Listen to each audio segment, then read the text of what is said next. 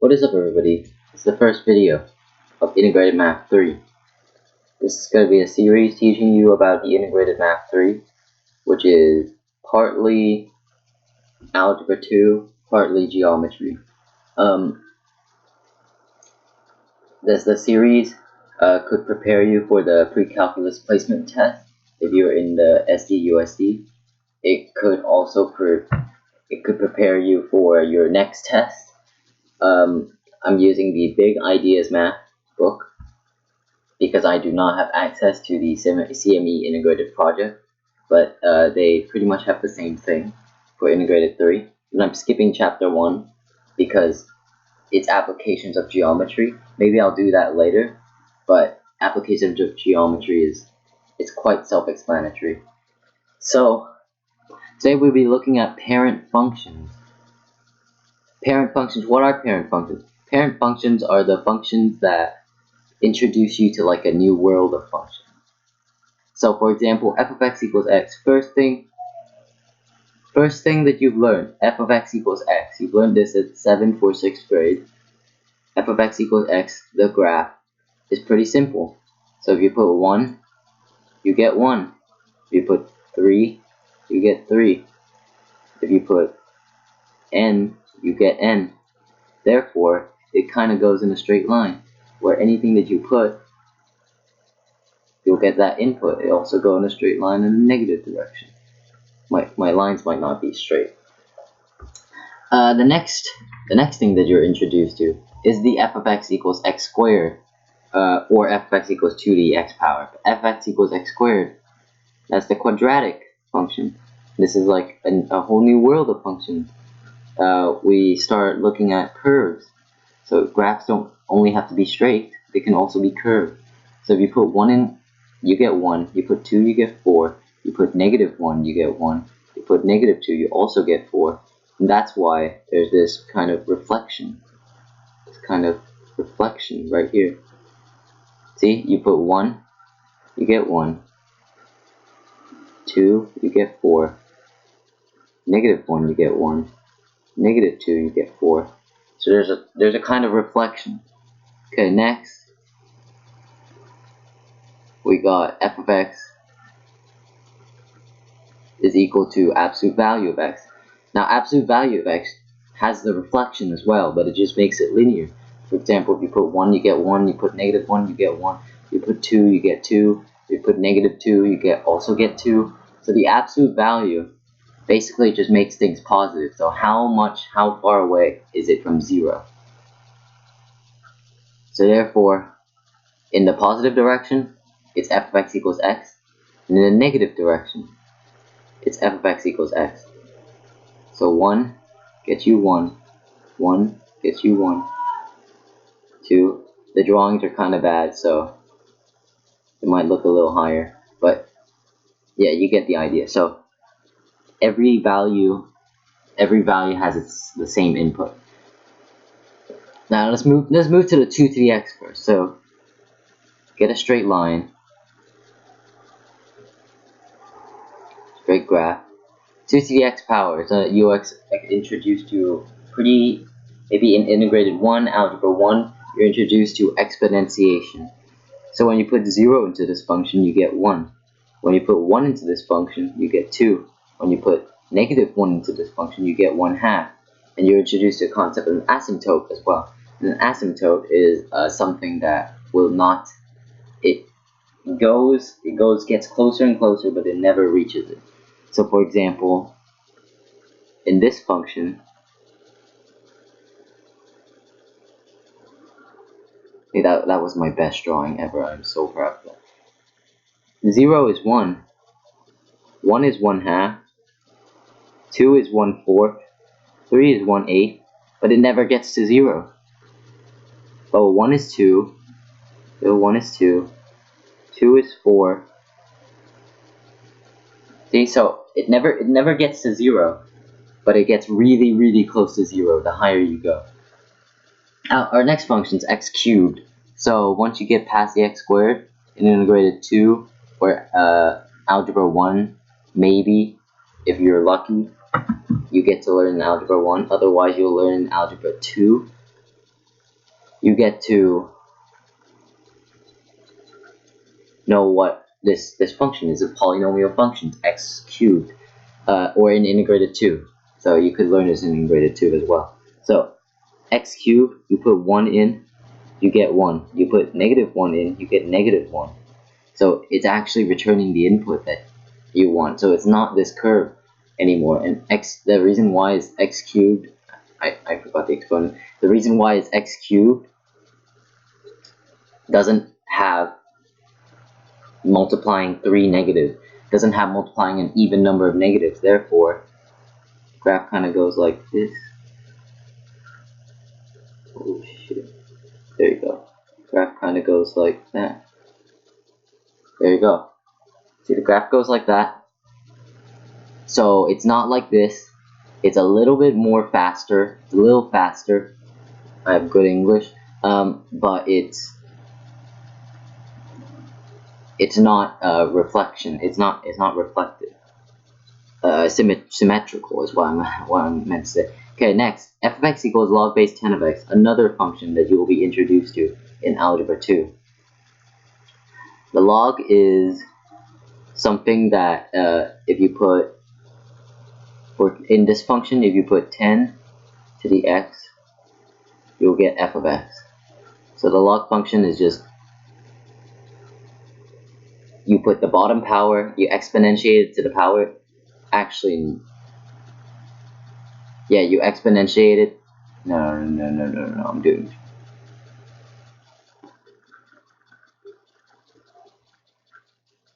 Okay, never mind. X, the result here is when you take 10 and you exponentiate it to the power of f of x. There you go, I'm sorry. So that's the log function. That's what the log function does, and it moves pretty slowly, and it's also another asymptote, because guess what? It never reaches zeros. It's basically this exponential function, but kind of flipped to the right and then reflected. Or like reflected and then reflected again. It's kind of weird. But you get what I mean. So whenever you get, and since it's like this, the function can never reach 0. So the domain is x is higher than 0. That's the domain. If x is ever the domain is x is higher than 0, not lower than 0. You fucking dumbass. X is higher than 0. So that's the domain. If it ever reaches 0, then the answer will be negative infinity, which is not a number. Therefore, it doesn't work. Okay, as you can see, 1 gives you the answer of 0, because anything to the 0 power is 1. 2 gives you the answer of 1 point something. But 10, right here, finally gives you the answer of 1. So, let's move on to the functions. We have y equals square root x, which is introduced probably pretty early.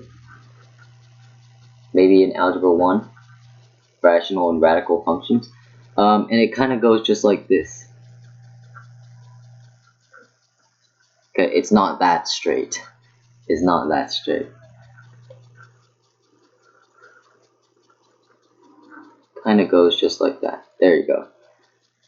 And it's basically the x squared function, but turned 90 degrees. This x squared function right here, but rotated 90 degrees to the right. Or rotate 90 degrees clockwise. But it doesn't have its other side, because if it has its other side and you put the vertical line over it, if it does have its other side and you put the vertical line over it, it'll cross. So therefore, it doesn't have its other side. Y equals third root of x. Same thing, but this time it does have its other side, and the other side goes this direction because of what I talked about with the x cubed function. Is the exact same. So now you can take square root of negative. If you take square root of negative 8, you'll get negative 2. If you take square root of negative 1, you'll get negative 1. So you can't take a square root of a negative. And finally, we have y equals 1 over x. Now, y equals 1 over x is basically the the asymptote king of the parent function. It has two asymptotes instead of just one. And it kind of goes like this. Right? That's your asymptote, that's your vertical, that's your horizontal. It also has a negative side. And that's your vertical, that's your horizontal asymptote. And they're both at x equals 0 and y equals 0 respectively. So the domain is x cannot be 0, and the range is y cannot be 0. F of x cannot be 0. Got to put f of x. There you go. That's domain and range basically. I don't think that's how you write it. I'm just a high school student. I don't know how to write domain and range formally, but that's the domain and range. So reflections, we're going to be going through transformations, parent functions, and we're going to be going through the ways to manipulate them. So reflections are done through the x-axis by making the equation negative. This is kind of inspecific, but it's basically a reflection is negative f of x, right? And then reflecting over the y-axis is done by making each input negative, then rewriting the equation. It's f of negative x. So this is very different stuff. Negative f of x is reflection done through the x-axis by making the whole thing negative. So you rewrite the whole thing, put it in parentheses, put it negative. But this one, you do it to each input. So I'll show you an example. Negative f of x equals 2x plus 5. Now we can graph 2x plus 5. I'm just going to graph it right now, right? Yeah. Right, so let's say 5's right around there. And we can do that. That doesn't look like 2x plus 5, but whatever, it doesn't matter. Now you flip over the whole thing over the x-axis and then you write the equation. So you just have to make the whole equation negative. Simple. Negative 2x minus 5. So minus 5, so now it'll be here. So then you just do that. See, and it looks like a reflection. It looks like a reflection over the x-axis. You make the whole equation negative. You that is 2x plus 5. You make the whole equation negative. There you go. That's how you do it. Okay. If I were to do it in the positive, if I were to do it this way, I only make the x negative. So it's 2 times negative x plus 5. Therefore, it's negative 2x plus 5. Put this in a box. Negative 2x plus 5 rather than negative 2x negative 5 minus 5, and then you will see that it'll be a reflection over the y-axis. So flip over the y-axis now and write the equation. So we can make the x inside negative. Minus 2 minus 3. So let's graph this. Let's graph this first function first. Okay, so x minus 2. We haven't done the next slide yet, but I can tell you that x minus 2 means 2 to the right. So there will be an asymptote right there.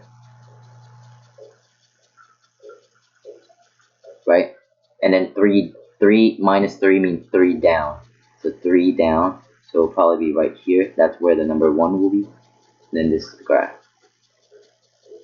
Right? That's the graph. So now we have minus x minus 2. So it's flipped over the y-axis. It's flipped over the y-axis. So now the asymptote will be right there.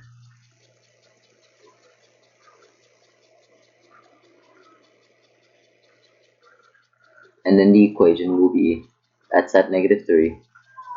Equation will be like that. There you go. So it's flipped over the y-axis.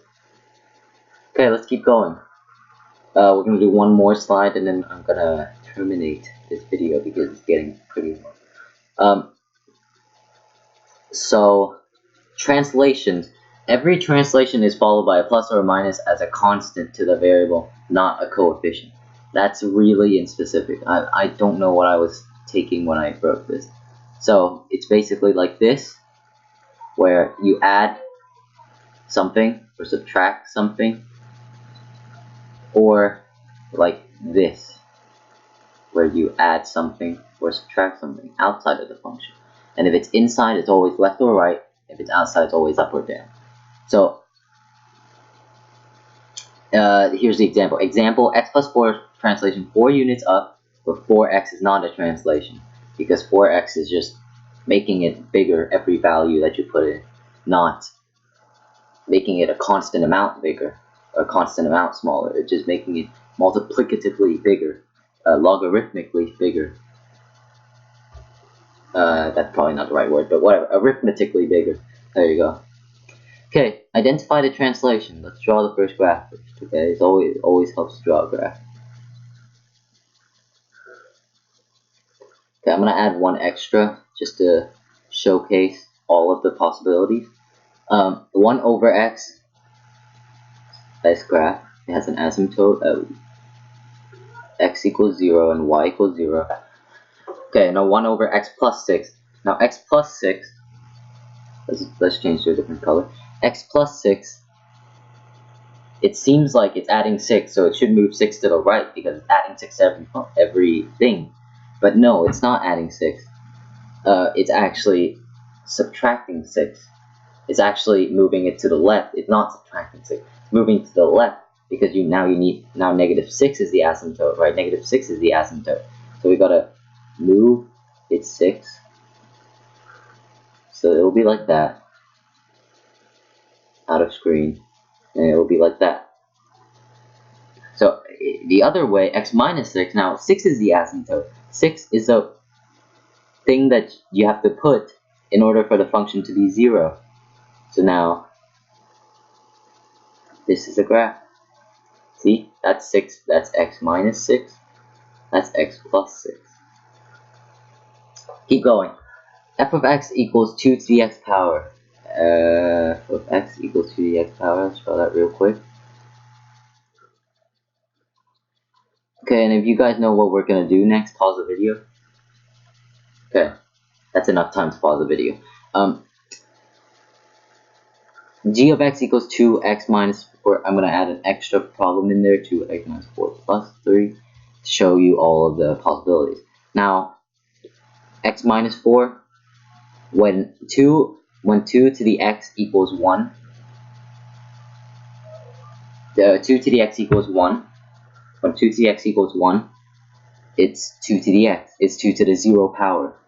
So, in order to get x minus 4 to the 0 power, you need x to equal 4. So it'll be a translation 4 to the right. So let's do that right now. There you go, it'll be something like that. But that we're not done yet, because we gotta move 3 down, because it's minus 3. So let's say like that. Right, and then we'll do that. There you go. Now let's do the other case scenario. 2x minus 4, so we're moving 4 to the right as well. But this time, we're moving 3 up. Therefore, this is the graph. Now it's bleeding over, but you know what I'm trying to do. Okay, I said too lazy to write more examples. I wrote an example anyway. I don't know what I was thinking I was on. Yeah, I'm definitely on some drugs, like seriously. But f of x equals x squared is an easy function right there. But g of x equals x squared minus 3. Now, so if you put 2 in the function, now, so what do you have to put in the function for you to get a y value of, no, you don't really need to know that, but what do you have to put into the function to get a number that correlates to one of the values in x squared? So for example, if you put 2 into the function, you'll get 1. So let's graph that. 2 into the function, you'll get 1. 2, let's say it's right here, get 1. Right there. Right, if you graph 3 into the function, you'll get 6. If you graph 1 into the function, you'll get like negative 2. So it's like, oh god, that was a terrible one. That was a terrible one. Okay, wait a minute.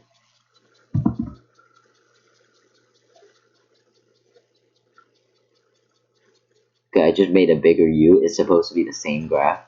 It's supposed to be like this. There you go. So it's the same function. It's just started at -3 instead of starting at regular 3. So that's gonna be it for today's video. If you liked it,